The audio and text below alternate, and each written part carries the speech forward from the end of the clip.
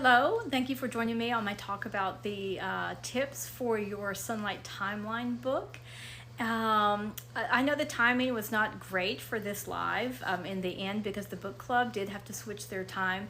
So I'm just going to go ahead and get started, and the recording will be posted, and you can feel free to post any questions with that recording, and we will continue the conversation. So the topic for today is the timeline book, which used to be called the Book of Time. So mine probably looks a lot different than yours. The cover has changed, but the inside has actually stayed the same. So what exactly is the timeline book? Well, it is considered a required resource for history, Bible, literature levels K and up. You do not need to use the timeline book for preschool or pre-K. And as I mentioned before, it will not look like the one I just showed you. It does have a different cover now. It's actually been updated a couple of times. So starting with levels K and up, every history, Bible, literature package comes with a set of timeline stickers that you cut out and peel off the backing to use. The stickers are black and white, and so coloring them is an option for kids that would like to do so. And how do you know when you're going to put a sticker in your book? As you know, Sonlight does all the planning for you, and that is still the case. So I've got right here somewhere just a page from one of the instructor's guides, and when it has a figure, it looks like the little people, let's see, there we go, the little people right there, then that means there is a sticker for you to put in your timeline book for that goes along with that particular reading. And so that is how you know when you need to be looking for a sticker to put in your book. Let's see, we did have a question on the app. So it is scheduled, and it's available for levels K through, stickers are available all the way through K through J, I believe. H for sure, maybe J. My memory is not serving me well at this moment for that. So what if, there's a couple of scenarios. What if you didn't start Sonlight back at level K? What if you're jumping in later on? Or what if you did start at level K and you just didn't use the timeline stickers and now you're wanting to? So can you start using them at a later time? And the answer is absolutely yes. If you have just started Sonlight with a later level, just start then and there, and you'll just add to it all the way you go. And oh, hi Amber Lou, thank you for joining me. If you have any particular questions, feel free to pop them in the chat, and I will see that. So no matter when you start using your timeline, if it's at level K at the very beginning, or if it's later on with a different level, you just start where you start. And what ends up happening if you do start in an earlier level, you end up with getting repeat stickers, because you are cycling through history and learning about some of the people and events again, of course this time in more detail, as you are getting older and reading more in-depth books about things. So even if you start later, you still will have a very complete timeline book when you end up being finished, so you can start at any time.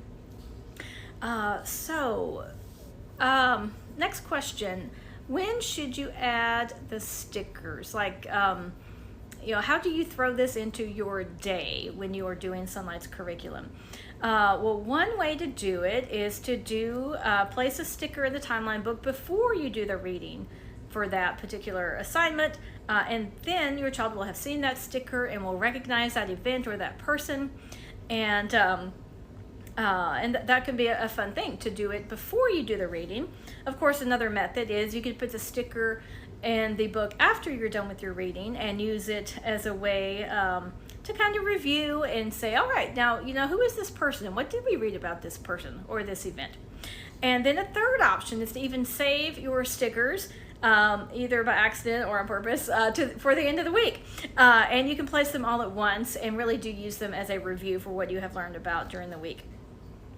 So that would be when, either before reading, after reading, or maybe as a review at the end of the week. So what about where to put the stickers?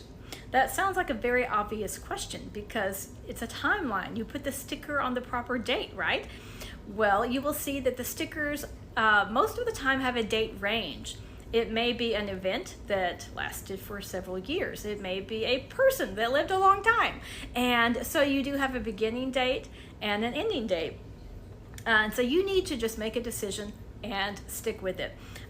You could choose to place your sticker at the beginning of the range, whether it be the start of the event, the start of the person's life, or you could choose the middle, or you could choose the end, but just be consistent and do that with each sticker that you place. Now let's say you end up with the duplicates that I mentioned. If you are using Sonlight year after year, you will end up with duplicates. You can either just look at the duplicate and say, oh, it's already in the book, and just toss it. You could do that. Or if you've been putting the stickers at the beginning, you could put your duplicate in the middle of that time span, or even at the end. Again, that would be your choice. And another idea that someone had, that I really like this idea, but by the time I heard this idea, it was way too late for me to do it. But you could put people above the, oh no, I need to show you all the pages. Hang on a second. Let me show you one that's kind of more blank. Because okay, here, you know what? Yes, you do end up with blank pages where you didn't end up having anything, especially in that BC range. You can see that the timeline is in the middle, so you've got above and you've got below. So you could put the people above the line and then events below the line, or vice versa. So that's just another idea. And the big question that people run into is, what happens when I run out of room? Because there will be pages where you are going to run out of room, especially if you're doing, the duplicates and doing things like that. So my top tip is to use the sticker backing to your advantage. I mentioned you do have to cut the stickers out, and you don't have to peel off the entire backing. You can just peel off the very top part. So let me show you how busy 1750 to 1775 got in our timeline book. Very busy. As you can, it's hard to do this in front of the screen. You can see how many things are happening, how many people we talked about and learned about. So look, especially right here. I just took off the backing of just the top part, so that you can overlap people that are around the same time. And you can flip up like that, and then be able to keep everything where it needs to be in your timeline.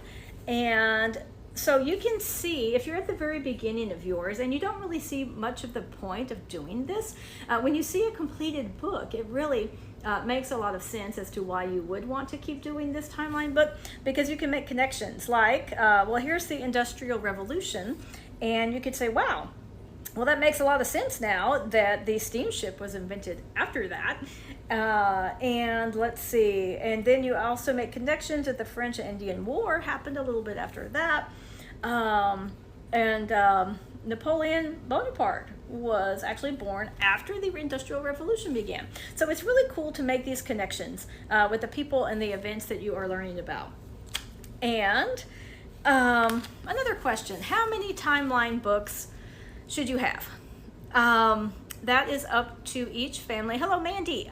If you have questions in particular, please pop them in the chat, and we can answer those live if you have any. How many timeline books should you get? Many families just have one book per family. Sometimes you might want one book per child.